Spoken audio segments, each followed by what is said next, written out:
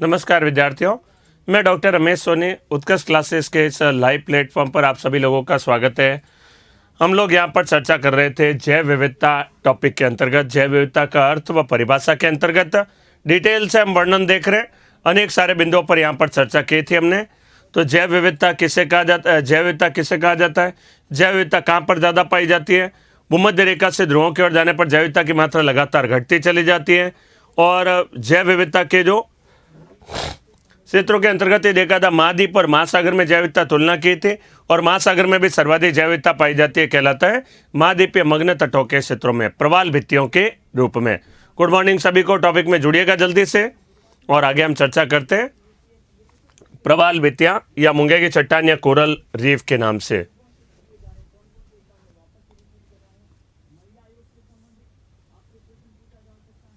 कल हमने पढ़ा था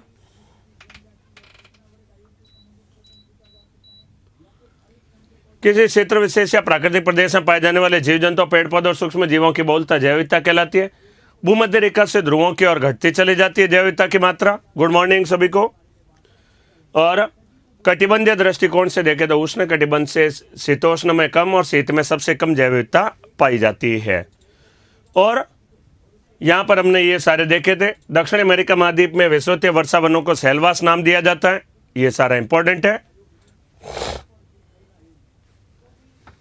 यहाँ पर मैंने बताया था महाद्वीपीय भागों की तुलना में समुद्र में जैव विविधता अधिक पाई जाती है और समुद्र का एक क्षेत्र कहलाता है महाद्वीपीय मग्न तट का क्षेत्र। शर्तें बताई थी, कोई तापमान 18 से 27 डिग्री सेंटीग्रेड, लवणता 27 से 31 प्रति 1000 ग्राम के बीच में। ये सारा हमने पढ़ा था, यहाँ पर याद करिए।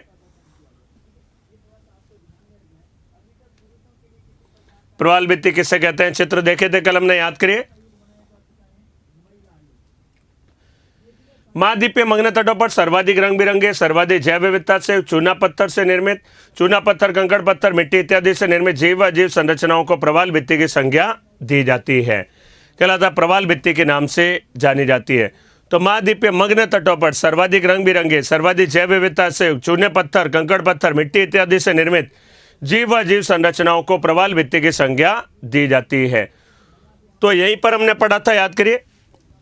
महाद्वीपीय मग्न तटों पर सर्वाधिक रंग बिरंगे सर्वाधिक जैव विविधता से युक्त चूना पत्थर, कैल्शियम कार्बोनेट, इनके मकानों के निर्माण का सबसे प्रमुख तत्व होता है, कहलाता है कैल्शियम कार्बोनेट। चूना पत्थर से निर्मित जीव और अजीव, जीव इसमें रहने वाला और अजीव उसका मकान हुआ, जीव व अजीव संरचनाओं को प्रवाल भित्ति की संज्ञा दी जाती है। ये हमने कल पढ़ा था। इनके निर्माण की कुछ शर्तें पढ़ी थी, याद करिए। परिभाषा, चित्र, प्रवाल भित्ति के विकास की दशाएं पढ़ी थी। केवल महाद्वीपीय मग्न तटों पर ही निर्मित होता है। देखिए, भारत का भूगोल चालू हो गया इसी में।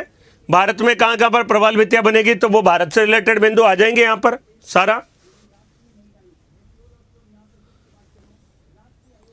सर आपने एसआई का सिलेबस पूरा नहीं बताया। सिलेबस तो देखिए, आप भी देख सकते हैं। सिलेबस तो नेट पर हर जगह अवेलेबल है, आप देख सकते हैं सिलेबस में क्या क्या टॉपिक दे रखे। और उसमें मैं समय खराब क्यों करूं, बताइए। आप एक बार स्वयं देखिए सिलेबस जाकर, बढ़िया रहेगा, अच्छा रहेगा। उसी में आप देखें जरा बढ़िया से।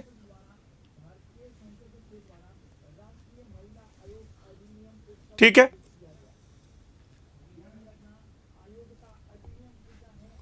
तो यहां पर कहलाता है निर्माण की कुछ शर्तें। समुद्री जल की लवणता 27 से 31 प्रति 1000 ग्राम और समुद्री जल का तापमान 18 से 27 डिग्री सेंटीग्रेड के मध्य होना चाहिए। और यहां पर देखें, नदियों के मुहाने या डेल्टा क्षेत्र में प्रवाल भित्ति का विकास नहीं होता है। अब भारत में कहां कहां पर होता है, जरा इसकी शर्तों के अनुसार देखते, और विश्व स्तर पर कहां पर पाया जाता है। तो यहां पर देखिएगा, भारत में और विश्व स्तर पर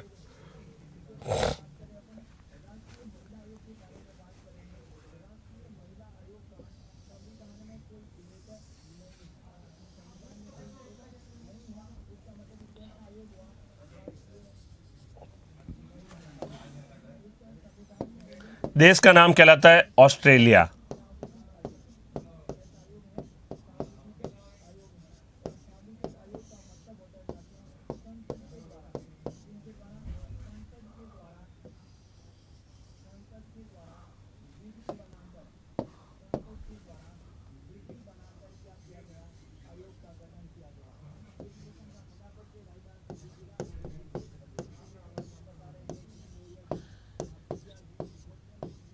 ग्रेट बैरियर रीफ।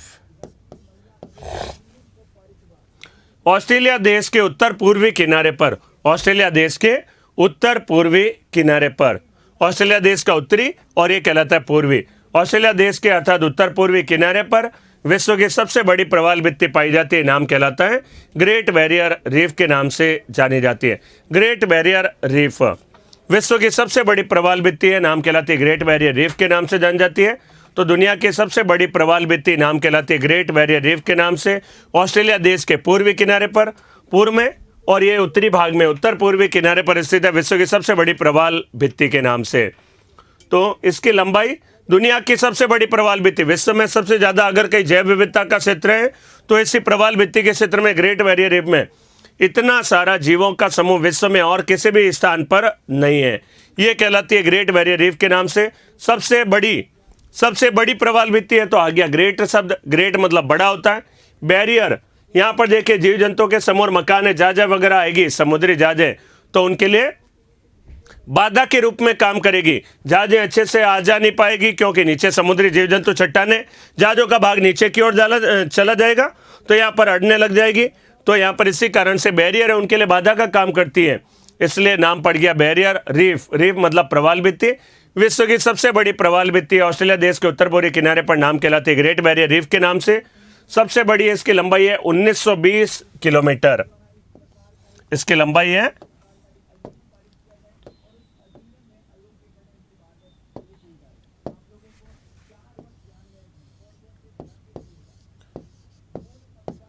1920 किलोमीटर लंबाई,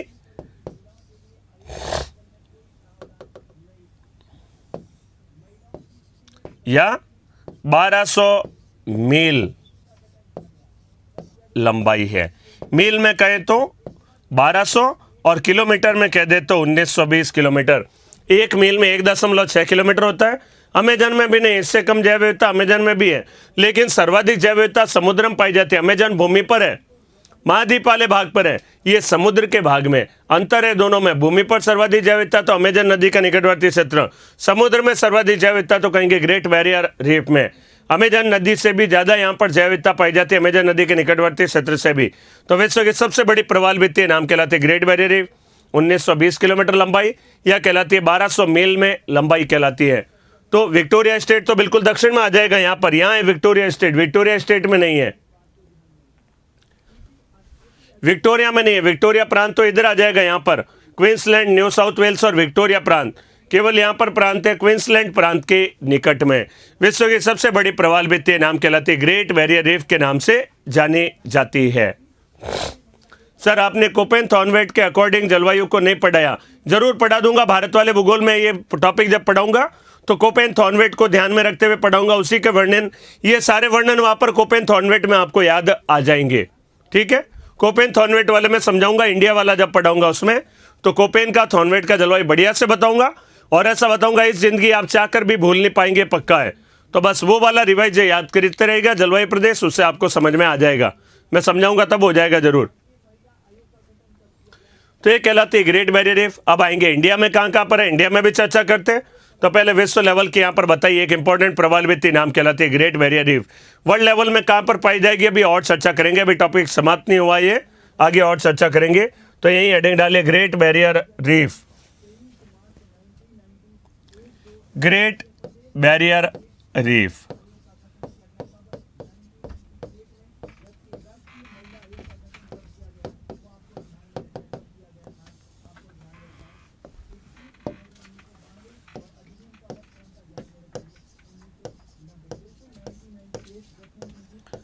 यह विश्व के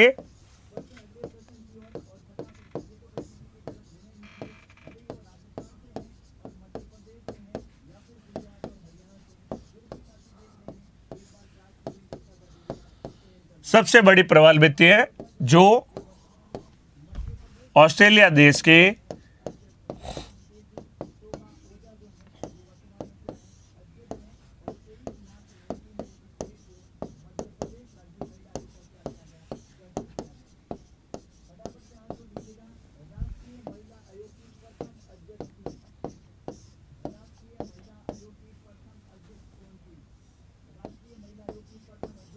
ऑस्ट्रेलिया देश के उत्तर पूर्वी किनारे पर क्वींसलैंड प्रांत के निकट, ये प्रांत का नाम कहलाता है क्वींसलैंड।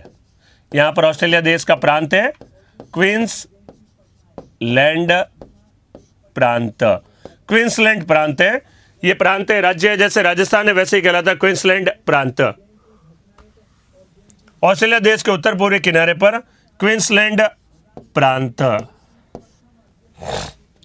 यह विश्व की सबसे बड़ी प्रवाल भित्ति है जो ऑस्ट्रेलिया देश के उत्तर पूर्वी किनारे पर क्वींसलैंड प्रांत के निकट स्थित है।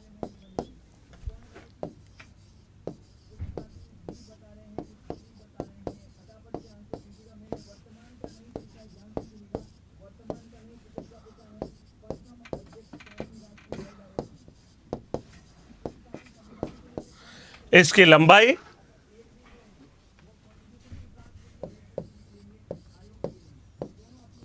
1920 किलोमीटर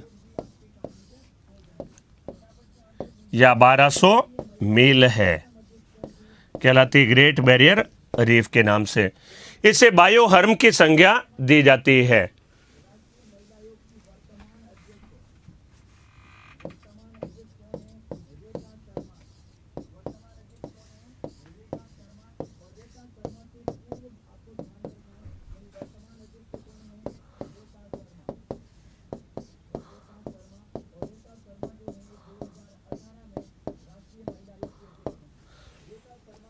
इससे बायोहर्म की संज्ञा, हर्म मतलब बड़ा विशाल क्षेत्र होता है, तो यहाँ कहलाता है बायोहर्म।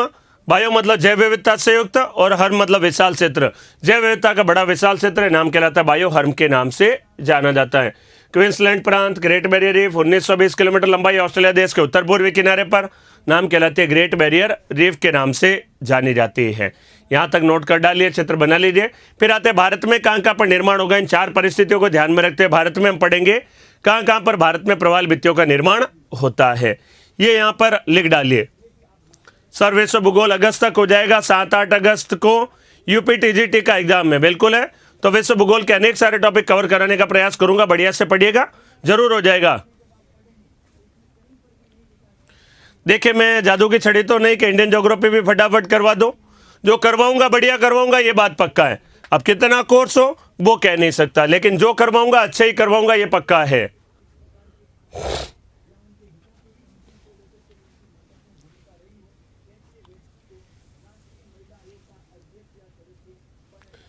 (1200 मील या 1920 किलोमीटर है। नहीं, ये नॉर्मल मील दे रखा है, नॉटिकल मील नहीं दे रखा है। नॉर्मल मील है 1.61 किलोमीटर लंबाई होती है, 1.61 किलोमीटर लंबाई होती है एक मील में। एक मील 1 माइल बराबर 1.61 किलोमीटर। हाँ, वर्ल्ड में भी बता रहा हूँ, पूरा बताऊंगा, चिंता मत करिए। वर्ल्ड में कहाँ कहाँ पर पाई जाती है अभी आपको सारा समझा दूंगा। हो गया।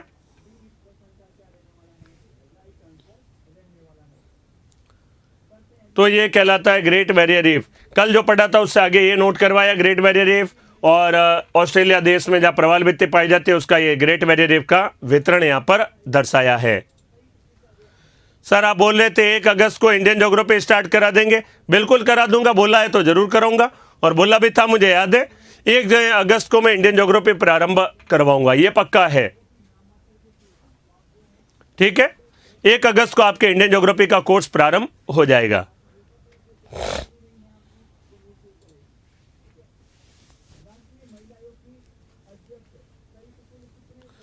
सर आपके अलावा हमको अभी पढ़ाया अच्छा ही नहीं लगता है, तो कोई बात नहीं, बढ़िया बात है, मेरे से पढ़ लिए, बहुत अच्छा है। टेस्ट देते रहिए आप, ये पकड़ बनता रहेगा। नोट हो गया। अगला चर्चा करते हैं भारत में प्रवाल भित्तियों के विकास के क्षेत्र। भारत में प्रवाल भित्तियों के विकास के क्षेत्र कौन कौन से हैं? 4 शर्तें याद आ रही है जो कल बताई थी, उसी के बारे में चर्चा करेंगे। और बुक 15 जुलाई और 1 अगस्त को इंडियन ज्योग्राफी, 2 तारीखें आपको दे रखी है, बस दिमाग में रखें उसको। हो गया। भारतीय स्तर पर जैव विविधता का विकास।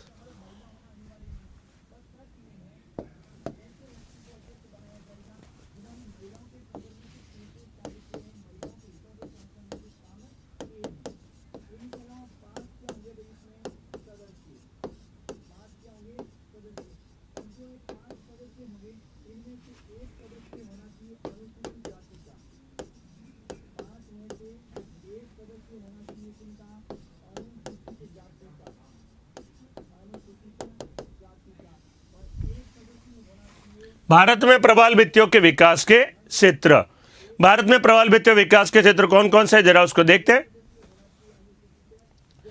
भारत में कौन कौन से रीजन है उनके बारे में हम चर्चा करेंगे।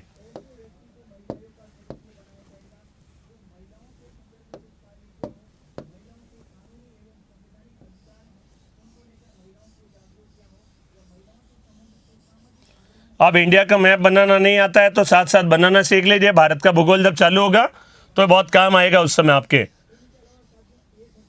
क्योंकि भारत के भूगोल में बहुत सारे मैप बनवाऊंगा तब ये आना बहुत सारा जरूरी होगा। तो यहाँ पर भारत के भूगोल का, भारत का मैप बनाना जरूरी है। इंडिया बनना है, पाकिस्तान बन जाए तब भी बनाइए। देखिए बनाते समय ध्यान रखें, ये लगभग इसके सीध में और ये वाला बिंदु इसके लगभग सीध में रखें अपने आप, और क्लॉकवाइज जैसे बढ़िएगा अपने आप चित्र बन जाएगा।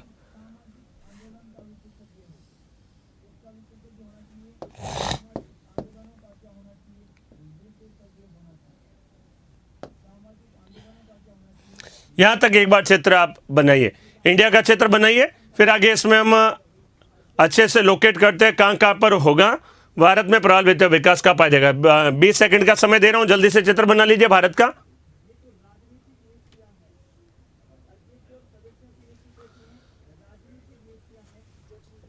कमेंट मुझे लगातार सबके दिखाई दे रहे हैं, ऐसी बात नहीं है, कुछ इंपॉर्टेंट बातें होती है, चर्चा कर देता हूं मैं आपके सामने। समय जो ही मिलता है जब आप बनाते हैं तो चर्चा में कर दूंगा।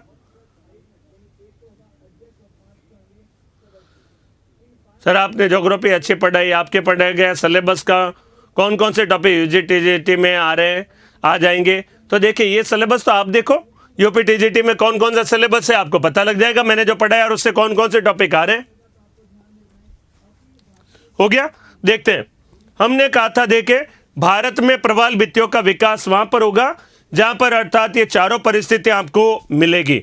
और देखिए यहां पर भारत में तो बहुत सारी नदियां बहती है, यहां पर नदी आ जाती है, गंगा नदी, महानदी, गोदावरी, कृष्णा, कावेरी, अनेक सारी नदियां यहां पर। क्या इस तट पर प्रवाल भित्ति का विकास होगा? नदियां जब समुद्र में आकर गिरेगी यहां तट पर, क्या विकास हो पाएगा भारत में? नहीं होगा। इस पूर्वी तट पर प्रवाल भित्तियों का विकास नहीं होगा। नदियां जहां समुद्र में गिरती है वहां पर प्रवाल भित्तियों का विकास कभी भी नहीं पाया जाता है। नदियां जहां गिरेगी वहां प्रवाल भित्तियों का विकास नहीं होगा। ये बात यहां पर इंपॉर्टेंट है। प्रवाल भित्तियों का विकास नदियों के तटों वाले क्षेत्र, किनारे वाले क्षेत्रों पर कभी भी नहीं पाया जाता है। ये बात समझ में आ गई होगी बढ़िया से। तो नदियों के इस डेल्टा क्षेत्र में प्रवाल भित्तियों का विकास नहीं पाया जाएगा।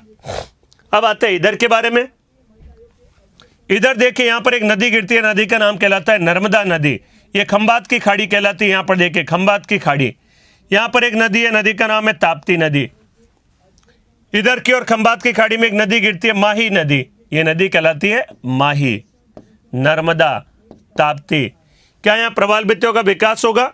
नहीं, यहां पर भी प्रवाल भित्तियों का विकास नहीं होगा। खंबात की खाड़ी के क्षेत्र में, खंबात की खाड़ी के क्षेत्र में प्रवाल भित्तियों का विकास नहीं होगा, क्योंकि यहां पर क्या होगी, नदियां समुद्र में लाकर जल डालेगी, भारी मात्रा मिट्टी डालेगी, मिट्टी डालेगी, दम घुट जाएगा प्रवाल भित्तियां बनेगी तो। और नदियों का प्रवाह है तो नदियां जहां गिरेगी वहां पर प्रवाल भित्तियों का विकास नहीं हो पाएगा। तो यहां पर भी प्रवाल भित्तियों का विकास नहीं होगा, नदियों के क्षेत्रों में भी। तो नदियों वाले इन क्षेत्रों में भी प्रवाल भित्तियों का विकास नहीं पाया जाएगा। तो ये जो क्षेत्र होगा कहलाएगा खंबात की खाड़ी का क्षेत्र। यहां पर भी प्रवाल भित्तियों का विकास नहीं होगा। तो यहाँ पूरे तट पर बहुत सारी नदियां हैं। गोवा राज्य में मांडवी जुआरी, कर्नाटक राज्य के अंतर्गत शरावती नदी, केरल में पंबा पेरियार रिदुक्की। भारत के पूर्वी और पश्चिमी दोनों तटीय क्षेत्रों में प्रवाल भित्तियों का विकास नहीं होगा। तो फिर कहां पर होगा, जरा सुनिएगा। ये एक ऐसा क्षेत्र है जहां पर देखिए कोई भी नदी आकर नहीं गिरती है, कोई भी नदी आकर नहीं गिरती। ये क्षेत्र कहलाता है, नाम कहलाता है कच्छ की खाड़ी। कच्छ की खाड़ी, गल्फ ऑफ कच्छ।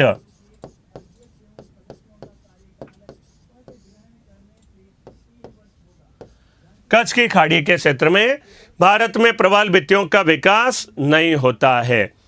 कच्छ की खाड़ी के क्षेत्र में प्रवाल भित्तियों का विकास नहीं पाया जाएगा। बात समझ में आई? दूसरा समझिएगा, यहाँ पर एक क्षेत्र है, क्षेत्र का नाम कहलाता है मन्नार की खाड़ी। देखिए कावेरी नदी यहाँ आते आते समाप्त हो जाती है, इसके नीचे इधर कोई भी नदियाँ नहीं है, दक्षिण दिशा में इधर कहें दक्षिण दिशा की ओर यहाँ पर कोई भी नदी नहीं है। तो ये जो क्षेत्र है यहाँ पर भी प्रवाल भित्तियों का विकास पाया जाएगा और इस प्रवाल भित्ति के विकास के क्षेत्रों को नाम देते हैं मन्नार की खाड़ी के नाम से जाना जाता है।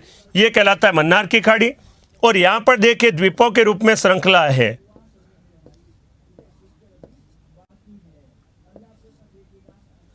इसको कहते हैं अंडमान निकोबार द्वीप समूह। अंडमान निकोबार द्वीप समूह।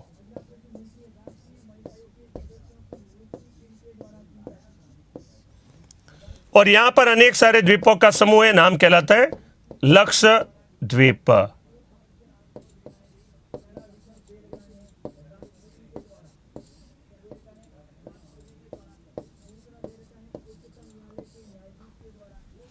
लक्षद्वीप समूह और अंडमान निकोबार द्वीप समूह।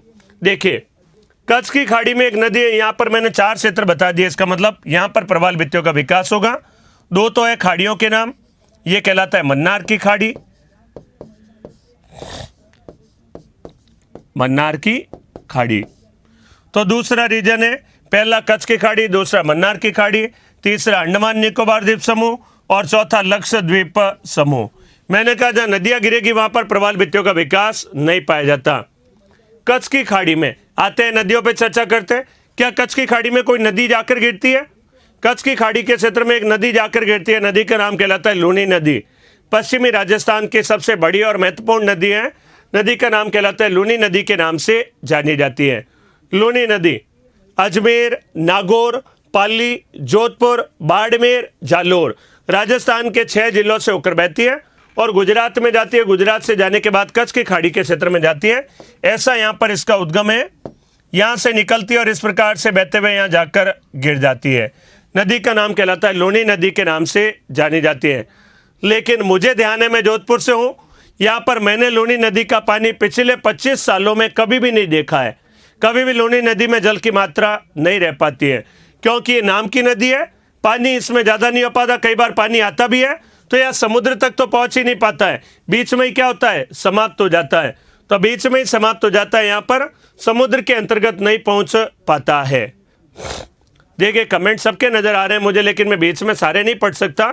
सर मेरे कमेंट नहीं दिख रहे हैं, सरिता जी कह रहे हैं बिल्कुल दिख रहे हैं, सबके दिख रहे हैं मुझे। टॉपिक हो जाएगा तब चर्चा कर दूंगा, आपके कमेंटों के बारे में जरूर करूंगा, ठीक है। तो यहाँ पर कच्छ की खाड़ी के क्षेत्र में जाकर नदी गिर जाती है, लेकिन पानी इतना कम रहता है कि गिरने से पहले ही, कच्छ की खाड़ी से पहले ही समाप्त हो जाती है। और गिरता भी है बहुत मामूली पानी, तो पानी अर्थात कच्छ की खाड़ी तक पहुंच ही नहीं पाता लूनी नदी का। तो लूनी नदी केवल नाम की नदी है, यहाँ पर जल की मात्रा उसमें नहीं रहती है। अजमेर जिले की नाग पहाड़ियों से उद्गम होता है। देशराज जी कह रहे हैं बिल्कुल सही है, अजमेर जिले की नाग पहाड़ियों से अजमेर, नागौर, पाली, जोधपुर, बाड़मेर, जालोर 6 जिलों से बहती है राजस्थान के, फिर गुजरात में जाती है और गुजरात में जाते जाते समाप्त हो जाती है। कई बार तो राजस्थान में ही समाप्त हो जाती है, गुजरात तक पहुंचती ही नहीं है। तो पानी की मात्रा ज़्यादा नहीं रहती। यहाँ पर कच्छ की खाड़ी के क्षेत्र में यहाँ पर कोई नदी नहीं है, तो यहाँ पर प्रवाल भित्ति का विकास होता है। मेरी एज 25 साल नहीं है, 25 सालों से समझ आई है, तब से देख रहा हूँ। क्या बचपन से पैदा होते ही थोड़ी पता लगने लग गया था लूनी नदी कहाँ पर है? मेरी एज तो 40 ईयर्स है, ठीक है। तो यहाँ पर कहलाती है लूनी नदी के नाम से जानी जाती है, लेकिन वो समुद्र के अंतर्गत नहीं गिर पाती है। देशराज जी आपके कमेंट भी दिख रहे हैं मुझे, हनुमान जी सबके दिख रहे हैं, लेकिन कमेंट आएंगे जब टॉपिक हो जाएगा तब मैं सारे चर्चा कर पाऊंगा। तो यहाँ पर कच्छ की खाड़ी और मन्नार की खाड़ी दोनों में जाकर गिर जाती है, नदियाँ नाम कहलाती है। तो दोनों में यहाँ प्रवाल भित्तियों का विकास है, कच्छ की खाड़ी व मन्नार की खाड़ी के क्षेत्र में। यहाँ पर है अंडमान निकोबार द्वीप समूह और लक्षद्वीप समूह। अंडमान निकोबार व लक्षद्वीप समूह इन 2 स्थानों पर, कच्छ की खाड़ी और मन्नार की खाड़ी, चारों स्थानों पर भारत में यहाँ पर प्रवाल भित्तियों का विकास है। कच्छ की खाड़ी में, गुजरात में देखिए खंभात की खाड़ी में प्रवाल भित्तियों का विकास नहीं होगा। कभी भी डाउट लगे सीधा सोचिए, नर्मदा नदी गिरती है, ताप्ती नदी, माई नदी, साबरमती नदी, अनेक सारी नदियां गिरती हैं आकर, इसलिए खंभात की खाड़ी में प्रवाल भित्तियों का विकास नहीं होगा। जहाँ नदियां समुद्र में गिरेगी वहाँ कभी भी प्रवाल भित्तियों का विकास नहीं पाया जाता है। तो ये 4 क्षेत्र हैं भारत में प्रवाल भित्तियों के विकास के प्रमुख क्षेत्र कहलाते हैं। कच्छ की खाड़ी गुजरात में, गुजरात राज्य की नहीं होगी, समुद्र का भाग है ये, भारत सरकार का भाग है, गुजरात का भाग नहीं होगा। अरब सागर महाराष्ट्र का भाग नहीं है, अरब सागर भाग है भारत सरकार का और विभिन्न देशों का अधिकार है। समुद्र पर राज्य का अधिकार नहीं होता है, राज्य के हिस्से में नहीं आएगी। गुजरात राज्य के तट के निकट है, ये हम कह सकते हैं। गुजरात राज्य का ये कहना गलत होगा, ठीक है। तो ये सारी बातें इसमें इंपॉर्टेंट। भारत में प्रवाल भित्तियों के विकास के 4 प्रमुख क्षेत्र हैं। अब यहाँ पर आइए देखें लक्षद्वीप, एक बिंदु चर्चा कर रहा हूँ। लक्षद्वीप हुआ, अंडमान निकोबार द्वीप समूह, ये तो द्वीप है। देखें अब द्वीप के तो चारों ओर प्रवाल भित्ति बनेगी, जैसे मैं बड़ा बना रहा हूं ये चित्र, मान लीजिए द्वीप है, इस द्वीप के तो प्रवाल भित्ति चारों तरफ बनेगी। तो चारों तरफ बनी तो आकार कैसा हो गया, गोल। तो अगर कोई प्रवाल भित्ति द्वीप होगा, जैसे लक्षद्वीप समूह चाहे अंडमान निकोबार द्वीप समूह, यहां पर प्रवाल भित्तियां बनेगी तो उसका आकार कैसा हो जाएगा, द्वीपों के चारों ओर बनेगी तो आकार कैसा होगा, गोल हो जाएगा यहां पर। तो समुद्री द्वीपों के चारों ओर निर्मित होने वाली प्रवाल भित्ति का आकार कैसा होगा, गोल होगा। और गोल होगा तो उसका नाम कहलाता है एटोल के नाम से जाना जाता है। ये एक शब्द आता है, समुद्री द्वीपों के चारों ओर निर्मित होने वाले प्रवाल भित्ति को एटोल के नाम से जाना जाता है। और इसका आकार रिंगनुमा, वृत्तनुमा या गोलनुमा होता है। रिंगनुमा होगा, रिंग जैसा, गोल होगा या वृत्त के रूप में हुआ, या ऐसे इसको एक नाम और दे सकते हैं, घोड़े के नाल की तरह। घोड़े की नाल भी ऐसी होती है तो नाम कहलाता है घोड़े के नाल की तरह होता है। तो लक्षद्वीप और अंडमान निकोबार द्वीप समूह एटोल से निर्मित संरचना है। ऐसी प्रवाल भित्ति जो द्वीपों के चारों ओर बनती है, गोल आकार में होती है, उसे एटोल के नाम से जाना जाता है। द्वीप होगा तो चारों ओर बन जाएगी, नाम कहलाता है एटोल के नाम से जाना जाता है। सर मैंने न्यू ज्वाइन किया, प्लीज रिप्लाई। बहुत बढ़िया बात है, ध्यान से समझिएगा। जैव विविधता टॉपिक हमारा प्रारंभ हुआ ही है, प्रवाल भित्तियां टॉपिक हमने कुछ पढ़ा है, तो नए जो जुड़े हैं तो आप इससे बढ़िया से पढ़िएगा। समुद्री द्वीपों के चारों ओर निर्मित होने वाली प्रवाल भित्ति एटोल के नाम से जानी जाती है। इसका आकार रिंगनुमा, वृत्तनुमा या गोलनुमा होता है। और आकार किसका गोल होगा, प्रवाल भित्ति का आकार होता है वो गोल आकार में होती है, नाम कहलाती है एटोल के नाम से जानी जाती है। जैसे लक्षद्वीप और ये अंडमान निकोबार द्वीप समूह एटोल से निर्मित संरचना है। गोल प्रवाल भित्ति को एटोल के नाम से जाना जाता है। यहाँ पर तटों के पास में होगी तो गोल आकार नहीं होगा, यहाँ पर भी तट पर बनेगी तो गोल नहीं होगा यहाँ पर, लेकिन द्वीप के चारों ओर बनेगी तो आकार कैसा होगा, गोल। तो लक्षद्वीप व लक्षद्वीप और अंडमान निकोबार द्वीप समूह प्रवाल भित्तियों का आकार गोल होता है। सर एक बढ़िया सवाल पूछा, प्रवाल भित्ति काम क्या आती है, क्यों पढ़ रहे हैं इतना, क्यों इतनी इंपॉर्टेंस है आखिरकार इसकी, तो इसका क्या महत्ता है, तो इसका महत्ता समझिएगा। प्रवाल भित्तियां, तो मुझे एक बार बताए सांप की क्या इंपॉर्टेंस, सांप क्या काम आता है। सांप तो उल्टा डस लेता है तो उल्टा नुकसान हो जाता है, जहर चला जाता है शरीर में, मार देना चाहिए पृथ्वी पर जितने सांप है सभी को, लेकिन ऐसा नहीं। सांपों की मृत्यु हो गई तो हमें बहुत नुकसान हो जाएगा, उससे नुकसान नहीं होगा। सांपों से प्राप्त होता है हमें जहर की प्राप्ति, और जहर से क्या बनती है, दवाइयाँ बनती हैं, और वही जो दवाइयाँ होती है हमारे दवाई उद्योग वगैरह में काम आता है। हम जो कई बार दवाई लेते हैं, हमारे जब कई शरीर में दर्द होता है कई बार, तो क्या डॉक्टर नहीं कहते दर्द निवारक दवा के रूप में कोई ले लीजिए। आपने दवाई ली और आपको मान लीजिए बुखार था या दर्द था, कोई भी आपने दवाई ली, दवाई में हल्का सा जहर की मात्रा बहुत सूक्ष्म होती है, वो आपने जब ली, जैसे नींद की दवाई लेते हैं, दर्द होता है तो डॉक्टर कहता है नींद की दवाई ले लीजिए। नींद की दवाई में बहुत सूक्ष्म मात्रा में जहर होता है, और वही दवाई जब हम लेते हैं तो हमें आराम से नींद आ जाती है, और नींद में वो जब अर्थात दर्द होता है वो गायब हो जाता है, ठीक हो जाता है। वैसे ही प्रवाल भित्तियों के अंतर्गत कुछ ऐसे सूक्ष्म रसायन पाए जाते हैं, जीवों के अंतर्गत सूक्ष्म जीव है, इनमें ऐसे रसायन पाए जाते हैं जिनसे बड़ी बड़ी बीमारियों के इलाज होते हैं। नहीं सुना कभी कैंसर वगैरह के और कई सारे बड़ी बड़ी बीमारियों के इलाज में 2 लाख 4 लाख 5-5 लाख के इंजेक्शन आते हैं, उनमें क्या होता है, ऐसे रसायन होते हैं। वो रसायनों की प्राप्ति हमें प्रवाल भित्तियों से होती है।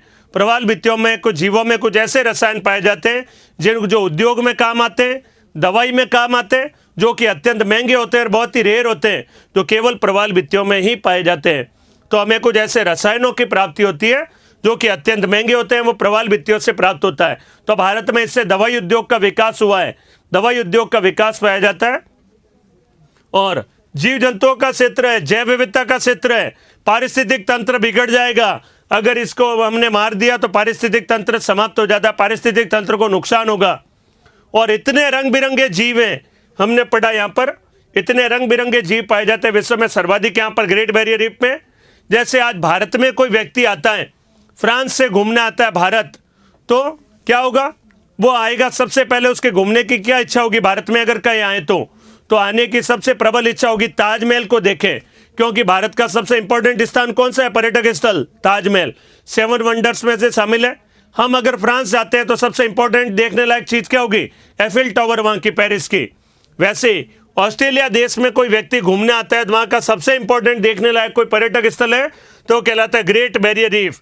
जो मैंने समुद्र के अंदर ऐसी संरचनाएं बताई थी, ये ग्रेट बैरियर रीफ की फोटो है। ये सारे क्या है, ग्रेट बैरियर रीफ में ऐसी संरचनाएं पाई जाती हैं। तो इससे पर्यटन का भी क्या होता है, विकास होता है। पर्यटन का भी यहाँ पर विकास देखा जाता है। लोग पर्यटक आते हैं देखने आखिरकार कैसे दिखती हैं, तो पर्यटन का विकास होता है यहाँ पर, इसके लिए भी महत्वपूर्ण है।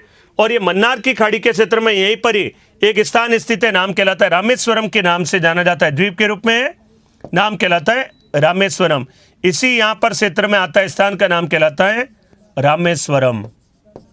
तो लोग रामेश्वरम जब घूमने जाते हैं, दर्शन के लिए जाते हैं, मंदिर जाते हैं, तो यहाँ पर आसपास में प्रवाल भित्तियां पाई जाती है। यहाँ पर हम लोग देख सकते हैं प्रवाल भित्तियों को।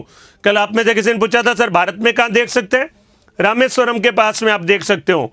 तो यहाँ पर तमिलनाडु राज्य में द्वीप के रूप में एक स्थान है पंबन द्वीप, उस पंबन द्वीप पर स्थित है रामेश्वरम तीर्थ स्थल। तो रामेश्वरम तीर्थ स्थल के पास में मन्नार की खाड़ी के क्षेत्र में यहाँ प्रवाल भित्तियां पाई जाती है, यहाँ पर हम लोग इसे देख सकते हैं। तो भारत में रामेश्वरम का जो तट है, यहाँ पर प्रवाल भित्तियों का विकास खूब होता है। यहाँ पर आप प्रवाल भित्तियां जाकर देख सकते हैं, अंडमान निकोबार में देखें, लक्षद्वीप में देख सकते हैं, कच्छ की खाड़ी में देख सकते हैं। तो ये प्रवाल भित्तियों के विकास का क्षेत्र है। प्रवाल भित्तियां यहाँ पर पाई जाती है भारत में 4 स्थानों पर। ठीक है, तो ये भारत में 4 प्रवाल भित्तियों के विकास के क्षेत्र हैं। ये क्या सर, ये समुद्र के ऊपर ही दिख जाती है, समुद्र के जल के बिल्कुल अंदर तट में। यहां इतना अगर जल है तो जल के थोड़ा सा अंदर ही बस, जैसा यहां पर दर्शाया था, समुद्र के पानी के बिल्कुल निकट में यहां पर दिख जाती है, नाम कहलाती है प्रवाल भित्तियों के नाम से जानी जाती है। समुद्र के पानी के बिल्कुल थोड़ा सा अंदर ये दिख जाती है प्रवाल भित्तियां, नाम कहलाती है कोरल रीफ या प्रवाल भित्तियों के नाम से जानी जाती है।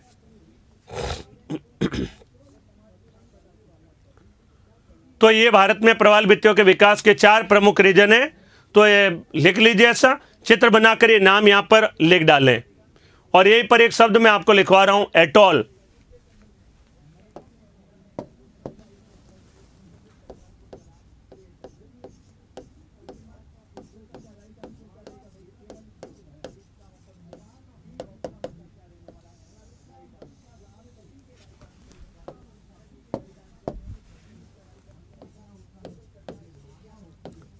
समुद्री द्वीपों के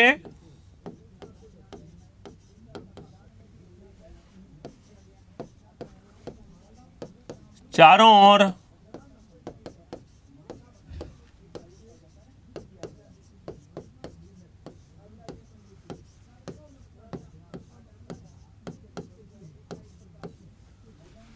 निर्मित होने वाली प्रवाल भित्ति को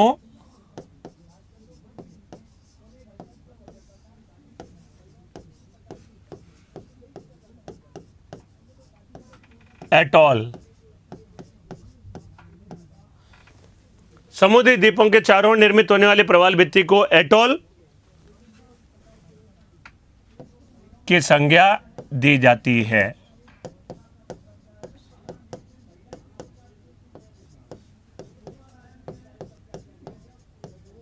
इसका आकार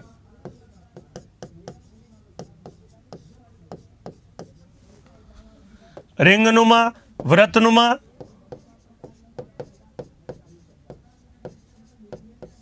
सर्कलनुमा कह दें या वृत्तनुमा कह दें, एक ही बात है।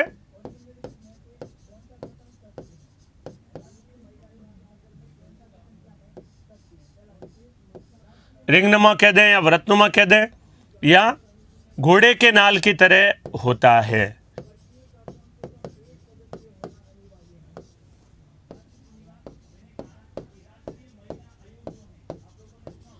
घोड़े के नाल की तरह होता है।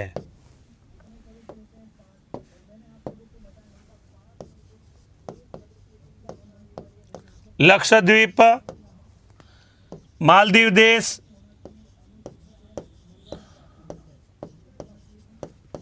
व अंडमान निकोबार।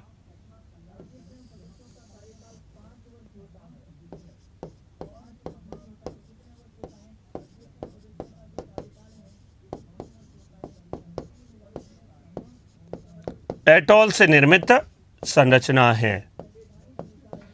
बात समझ में आई? एटॉल क्या होता है? एटॉल का मतलब होता है ऐसी प्रवाल भित्ति जो द्वीपों के चारों ओर बन जाती है गोल आकार में, वही कहलाती है एटॉल। के नाम से यहाँ रामेश्वरम स्थान का संबंध एपीजे अब्दुल कलाम जी से है, क्योंकि उनका जन्म स्थल वही था। एपीजे अब्दुल कलाम जी का जन्म स्थल था, जो हमारे देश के राष्ट्रपति थे और अत्यंत महत्वपूर्ण साइंटिस्ट भी। उनका जन्म स्थल रामेश्वरम स्थान ही था। तो रामेश्वरम इसके लिए भी प्रसिद्ध है। बिल्कुल सही कहा दीपक जी आपने।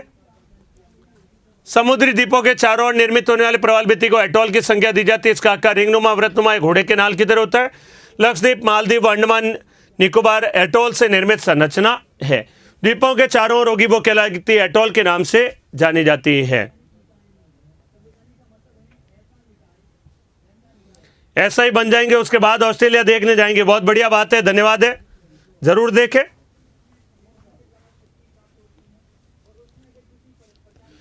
हो गया। यहां पर ये जो हमने लिखा है, यहां पर भारत में प्रवाल भित्तियों के 4 प्रमुख क्षेत्र हैं: कच्छ की खाड़ी, मन्नार की खाड़ी, अंडमान निकोबार द्वीप समूह और लक्षद्वीप समूह। यहां पर प्रवाल भित्तियों का विकास होता है। यह कहलाता है प्रवाल भित्तियों के विकास के प्रमुख क्षेत्र कहलाते हैं। जल्दी से नोट कर डालिए इसको।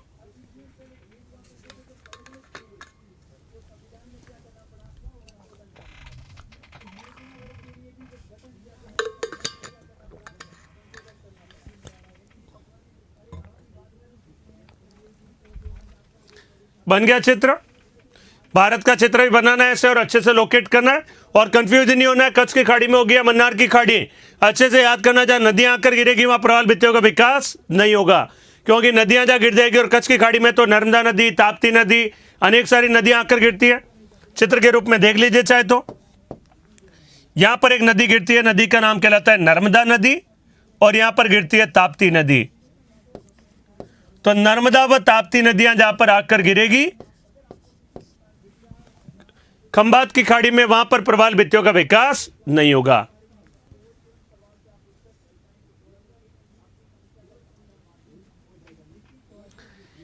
गोविंद जी कह रहे सर आपके अलावा किसी से भारत का भूगोल नहीं पढ़ना है। बहुत बढ़िया बात है, धन्यवाद है। कोई बात नहीं, जरूर पढ़ाएंगे। इतना आपको उम्मीदें आशा है तो जरूर पढ़ाऊंगा। हो गया।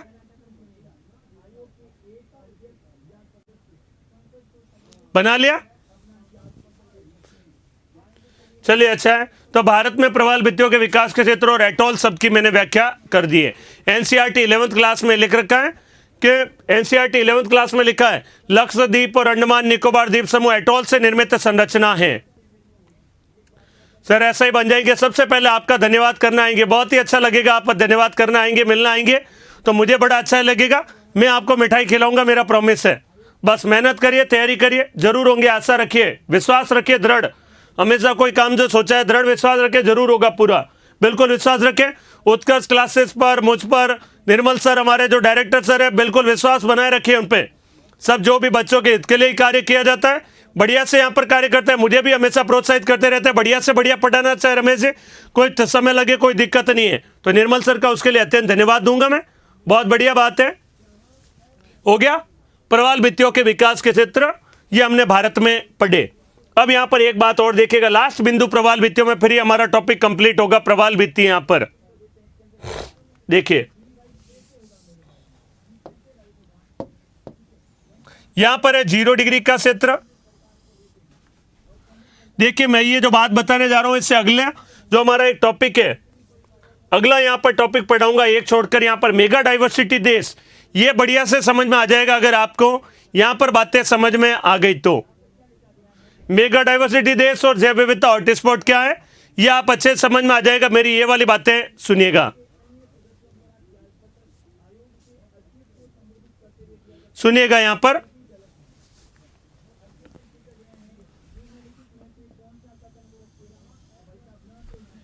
जीरो डिग्री का क्षेत्र, भूमध्य रेखा,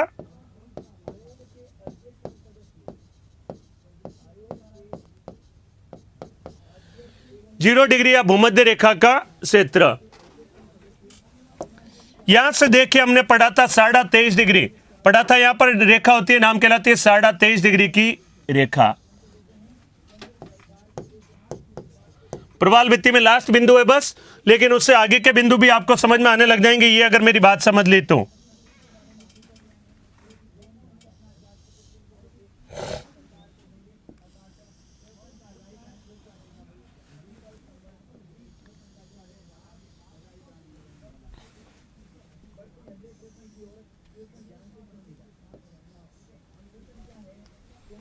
ये यहां पर है, देखिएगा यहां पर ये कहलाता है उष्ण कटिबंध का क्षेत्र। उष्ण कटिबंध, टोरिड जोन जिसे हम कहते हैं, याद आ रहा है, पढ़ा था, याद करिए। 23.5 डिग्री से 23.5 डिग्री के मध्य का क्षेत्र कहलाता है उष्ण कटिबंध। कर्क रेखा से मकर रेखा के मध्य का क्षेत्र उष्ण कटिबंध के नाम से जाना जाता है। टोरिड जोन जिसे हम इंग्लिश में कहते हैं, टोरिड जोन के नाम से जाना जाता है या उष्ण कटिबंध के नाम से जाना जाता है। तो टोरिड जोन के नाम से फुनाफुटी एटॉल पूछ रहे आप, प्रशांत महासागर में स्थित है, प्रशांत महासागर में स्थित है फुनाफुटी एटॉल। फर्स्ट ग्रेड ज्योग्राफी में प्रश्न पूछा गया था, बहुत सही पूछा पूजा यादव जी ने एक प्रश्न पूछा है, फुनाफुटी एटॉल कहां पाई जाती है? फुनाफुटी एटॉल पाई जाती है प्रशांत महासागर के क्षेत्र में स्थित है। फर्स्ट ग्रेड ज्योग्राफी में प्रश्न पूछा गया था आज से 3-4 वर्ष पहले। तो यहां पर देखिएगा उष्ण कटिबंध का क्षेत्र, उष्ण कटिबंध का ये जो क्षेत्र है, यहां पर विश्व में सबसे ज्यादा जैव विविधता पाई जाती है और यहीं पर सामान्यतः प्रवाल भित्तियों का भी विकास होता है। समुद्र के इन तटों वाले क्षेत्रों में यहीं पर प्रवाल भित्तियों का विकास है। तो विश्व की अधिकांश प्रवाल भित्तियां 99%, 1% अपवाद स्वरूप जरूर है, विश्व की 99% प्रवाल भित्तियां इसी उष्ण कटिबंधीय क्षेत्र में समुद्र के तटों के पास में पाई जाती हैं। भारत में भी देख लीजिए चाहे तो यहीं पर ही है।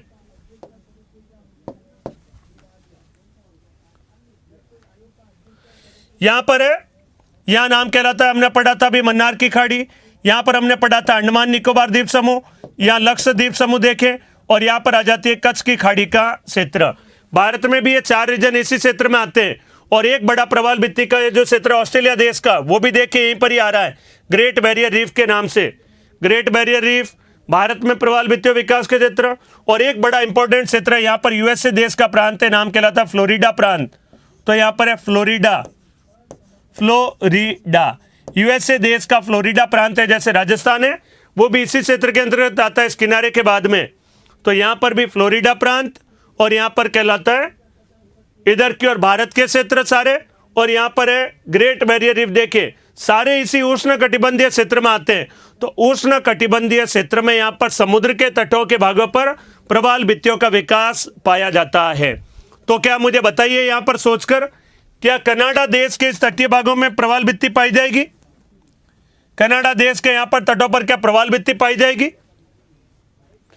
जवाब दीजिएगा मुझे यस या नो में। कनाडा देश के इस क्षेत्र में क्या प्रवाल भित्ति पाई जाएगी या नहीं? और नहीं पाई जाएगी तो क्यों, और पाई जाएगी तो क्यों, बताइए। मैं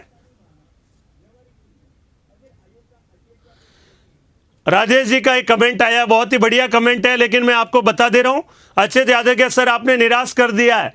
ऐसा तो मैंने कुछ नहीं किया, भारत का भूगोल नहीं पढ़ाया है इसलिए निराश कर दिया। पढ़ाऊंगा जरूर, 1 अगस्त तारीख याद रखें आपने, लेकिन बहुत अच्छा पढ़ाया है, उसके लिए धन्यवाद वापस आपको। देखिए सही कहा, यहां पर प्रवाल भित्तियों का विकास नहीं पाया जाएगा। क्यों नहीं पाया जाएगा जरा सुनिएगा, बहुत सारे कारण।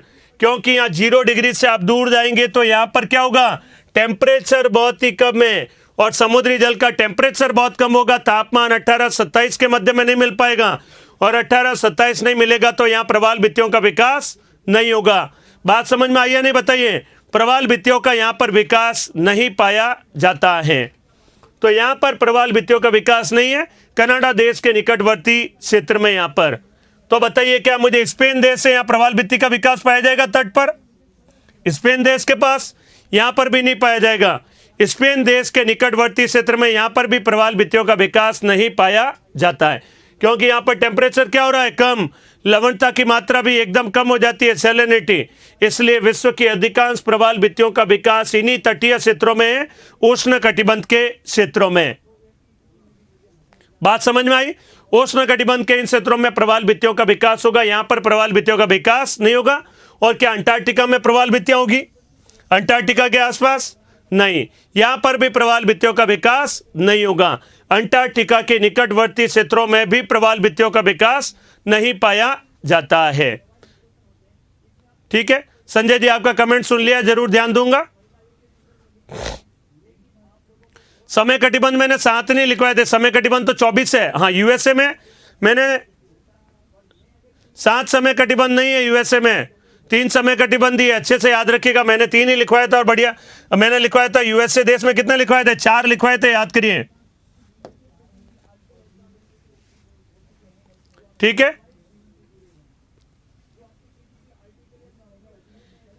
नेहा जी आपका कमेंट भी मैंने देख लिया, जरूर ध्यान दूंगा, बिल्कुल ध्यान दूंगा।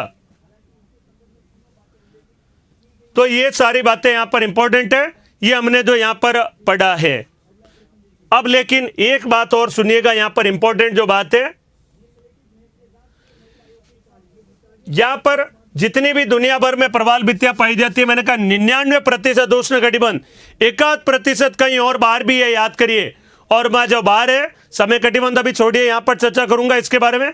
यहां पर देखिए, एक देश ऐसा है जहां पर प्रवाल भित्तियां पाई जाती हैं, वहां पर तापमान की और विशेष परिस्थितियां हैं, अपवाद स्वरूप जिसे कहें। कारण क्यों बनी है तो कोई नहीं कह सकता, लेकिन अपवाद स्वरूप यहां पर एक देश है, देश का नाम कहलाता है नॉर्वे। नॉर्वे देश, नॉर्वे देश के यहां पर तटीय भागों में प्रवाल भित्तियों का विकास कुछ मात्रा में हुआ है। यह एक अपवाद स्वरूप है।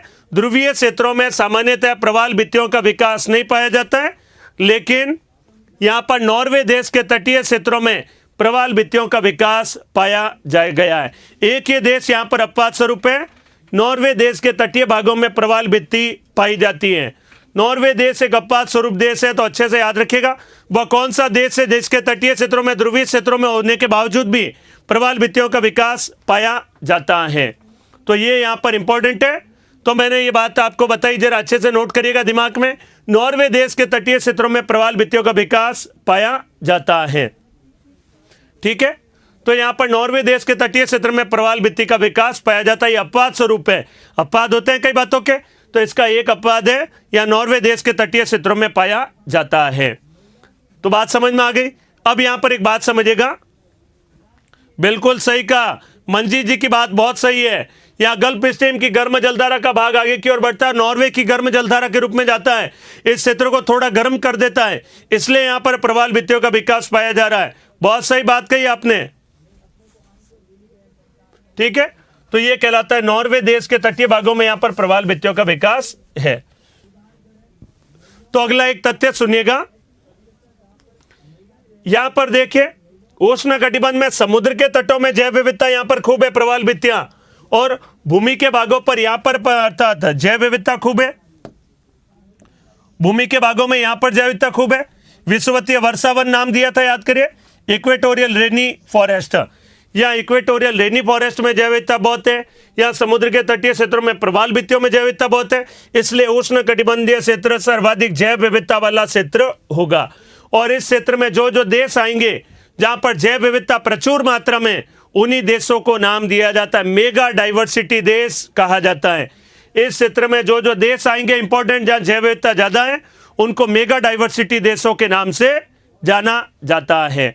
तो उष्ण कटिबंधीय क्षेत्र के जिन भागों में, जिन देशों में जैव विविधता ज्यादा पाई जाती है, उन्हें मेगा डाइवर्सिटी देश के नाम से जाना जाता है। और ऐसे देशों की टोटल संख्या कितनी होगी? 17।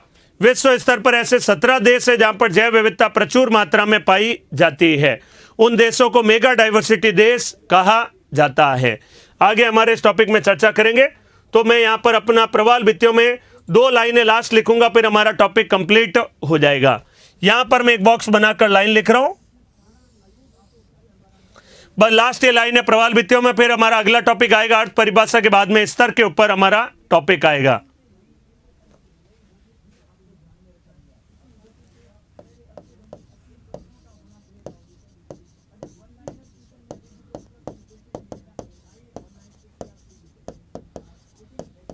विश्व की अधिकांश प्रवाल भित्तियां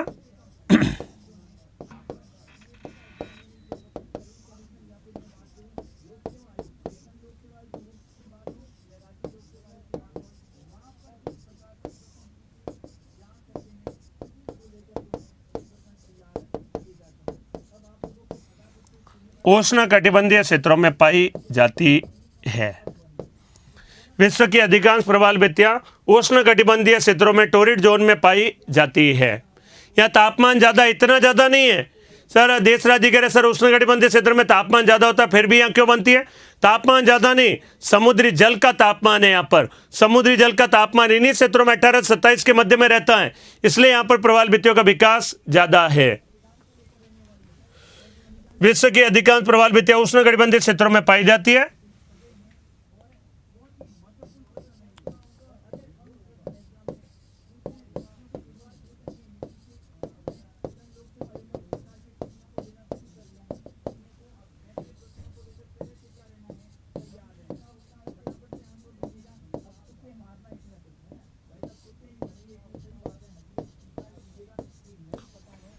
नॉर्वे देश के तट के निकट अपवाद स्वरूप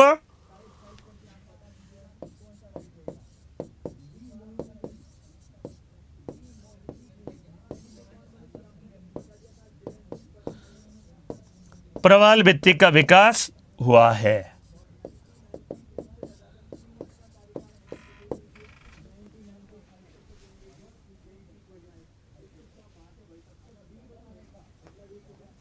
ये सारी बातें यहां पर इंपॉर्टेंट है, लिख डालिए। ये इंपॉर्टेंट सारी बातें मैंने आपके सामने लिख दी है।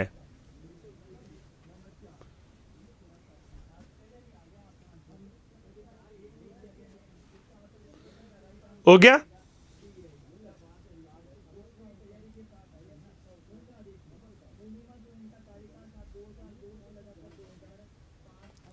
लिख लीजिए बातें सारी। ये आपके साथ में सारी बातें मैंने आपके सामने लिख डाली और ये चित्र बना दिया। भारत में प्रवालभित्तियों विकास के क्षेत्र विश्व में अधिकांश तौर पर कहां पाई जाती है, और नॉर्वे देश के निकट अपवाद स्वरूप प्रवालभित्ति का विकास हुआ है। ये सारी बातें भारत में प्रवालभित्तियों विकास के क्षेत्र विश्व में चित्र अनेक बातें दर्शा दी। 5 मिनट का समय रहा है, आगे हम अगला टॉपिक देखते हैं।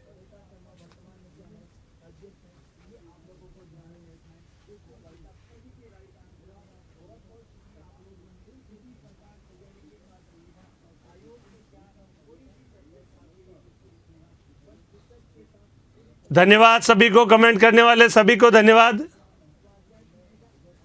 कुछ कमेंट ऐसे होते हैं जिनका मुझे चेहरे पे मेरे बड़ी मुस्कान आ जाती है, प्रसन्नता आ जाती है। धन्यवाद। हो गया चित्र? तो आगे हम वर्णन करते हैं अगला जो हमारा टॉपिक है उसमें।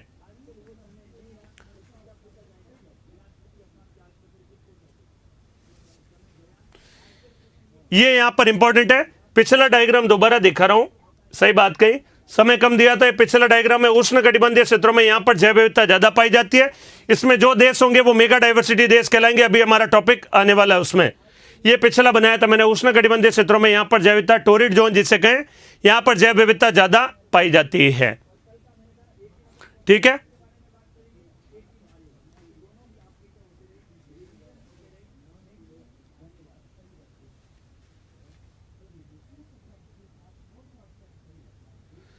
समुद्र के आगे क्या लिखा है तो देखिए।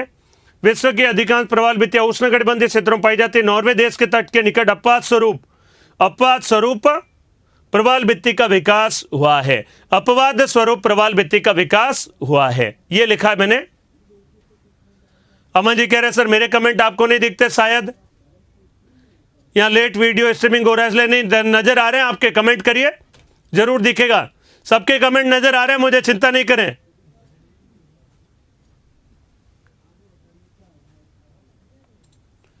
हो गया?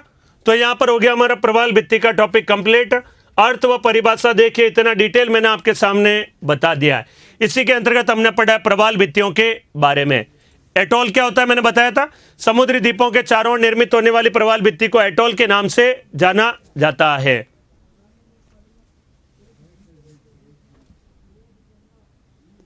ठीक है, तो यह कहलाता है अर्थ व परिभाषा के नाम से जानी जाती है।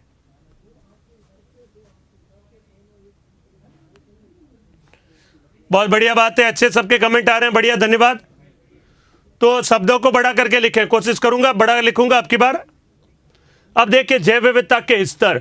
जैव विविधता के स्तर किसे कहा जाता है? जैव विविधता के स्तरों को 3 भागों में बांटा गया है, आनुवांशिक, जातिगत और पारिस्थितिक जैव विविधता। तो यहां पर ये हेडिंग डालिए जैव विविधता के स्तर। अब ये दूसरा और ये तीसरा टॉपिक, ये तो बड़े जल्दी हो जाएंगे, छोटे छोटे टॉपिक हैं, स्तर, प्रकार और मेगा डाइवर्सिटी देश और जैव विविधता हॉटस्पॉट। कल तक हमारी क्लास में ये तीनों टॉपिक कंप्लीट हो जाएंगे, छोटे टॉपिक हैं, इसमें थोड़ा समय लगता है हमेशा। तो अगला टॉपिक है जैव विविधता के स्तर। नोट करिए, हेडिंग लगाइए, इसको मैं भी समझाता हूं आपके सामने। पूजा जी आप जो कह रहे हैं प्रवाल भित्ति के सिद्धांत, ये पढ़ा दिए तो बहुत लंबा हो जाएगा। डार्विन का सिद्धांत, डेविस का सिद्धांत, डेली का सिद्धांत, मरे का सिद्धांत, अगासिज का सिद्धांत, सारे सिद्धांत पढ़ाता हूं मैं फर्स्ट ग्रेड ज्योग्राफी में। आप फर्स्ट ग्रेड ज्योग्राफी पढ़ने आइएगा, स्वागत है आपका यहाँ पर, जरूर जरूर पढ़ाऊंगा मैं आपको, और उसमें सारे सिद्धांत भी समझाऊंगा आपको। डेली, मरे, अगासिज, सैम्पर, डार्विन, डेविस, इनके 6 जनों के सिद्धांत है प्रवाल भित्तियों के विकास के। अवतलन सिद्धांत क्या होता है डार्विन का, वो समझाऊंगा, लेकिन यहाँ पर जीके में इतना अभी भी देखिए 2 क्लासों में प्रवाल भित्तियां करवा दी हैं, इससे डिटेल बताऊंगा तो बहुत ज्यादा लंबा हो जाएगा, इसलिए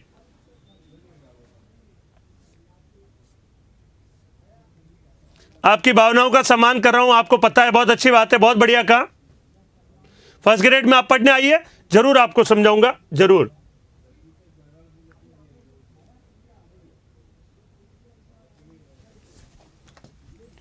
जैव विविधता के स्तर।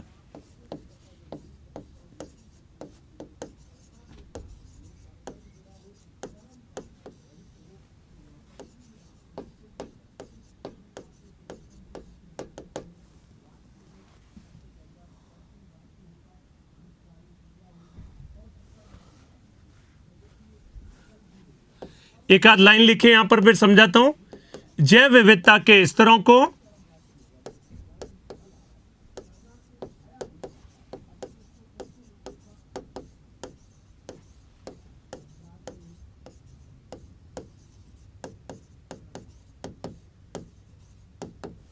जैव विविधता के स्तरों को 3 भागों में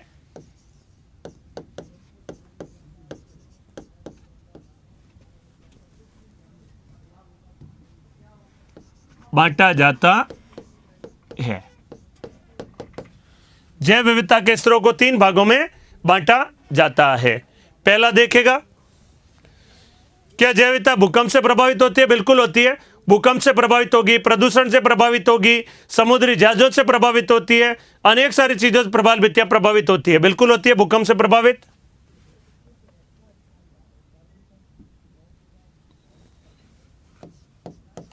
पहला है आनुवांशिक जैव विविधता।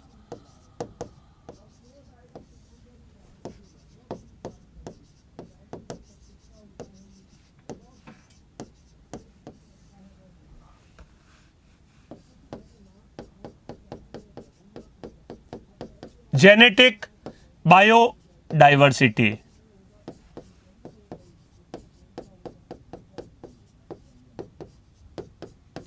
बहुत बढ़िया से समझाऊंगा, उदाहरण दूंगा, सारा इसमें समझ में आ जाएगा, पक्का है। अच्छे से लिखेगा, आनुवांशिक जैव विविधता, इंग्लिश में भी नाम लिख रहा हूं, जेनेटिक बायोडाइवर्सिटी। दूसरा है जातिगत जैव विविधता।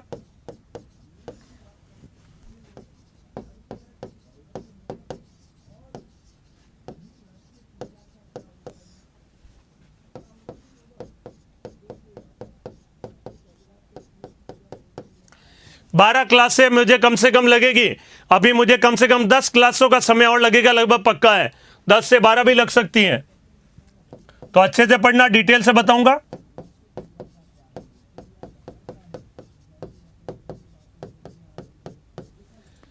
जातिगत जैव विविधता, स्पीसीज बायोडाइवर्सिटी, और पारिस्थितिक जैव विविधता।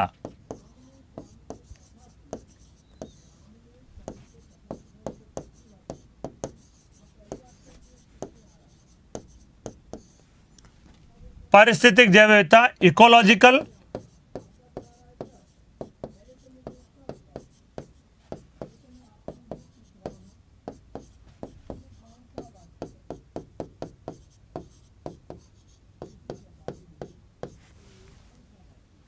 Ecological biodiversity. 3 मैंने जैव विविधताओं के बारे में चर्चा की, अनुवांशिक, जातिगत और पारिस्थितिक जैव विविधता। तो ये क्या होती है जरा समझते हैं उदाहरण के माध्यम से। इंग्लिश में भी नाम जरूर याद रखने, जहां मैं इंपॉर्टेंट बात कह देता हूं, जहां मैं बार बार रिपीट करता हूं, इसका मतलब वो मोस्ट इंपॉर्टेंट है, अच्छे से हमेशा याद रखना मेरे इस बात को। जब तक सिलेबस कंप्लीट हो तब तक आप हमेशा याद रखना, जो जिस बात पर मैं ज़्यादा बल देता हूँ, ज़्यादा नाम लिख रहा हूँ, इंग्लिश में लिख रहा हूँ, हिंदी में लिख रहा हूँ, सब बातें बार बार समझा रहा हूँ, प्रबल भित्तियाँ बहुत ज़्यादा समय लेकर समझाया है, इसका मतलब ये क्या है, मोस्ट इंपॉर्टेंट है, एग्जाम में क्वेश्चन बनता है उससे। और कल अगले बार आऊँगा तो सवाल लेकर आऊँगा प्रबल भित्तियों वगैरह से, टॉपिक से रिलेटेड आपके सामने 2-3 टॉपिक और जान दीजिए, इसके बाद में मैं इससे सवाल भी लेकर आऊँगा एग्जाम में कैसे कैसे क्वेश्चन बने हैं। सर जैव विविधता के बारे में यह प्रश्न आ जाए कि सर्वाधिक जैव विविधता किस देश, महासागरीय महाद्वीप में पाई जाती है? प्लीज थोड़ा सर बता देना। जरूर बताऊंगा, थोड़ा सा रुकिएगा, आपका सवाल मेरे दिमाग में जरूर आंसर दूंगा, आप खुद बताएंगे। देखिए सर किस देश में जैव विविधता सर्वाधिक है। अगली कल तक की क्लास रुकिए, फिर मैं आपको राजूराम जी आपके सवाल आप खुद आंसर देंगे, पक्का है।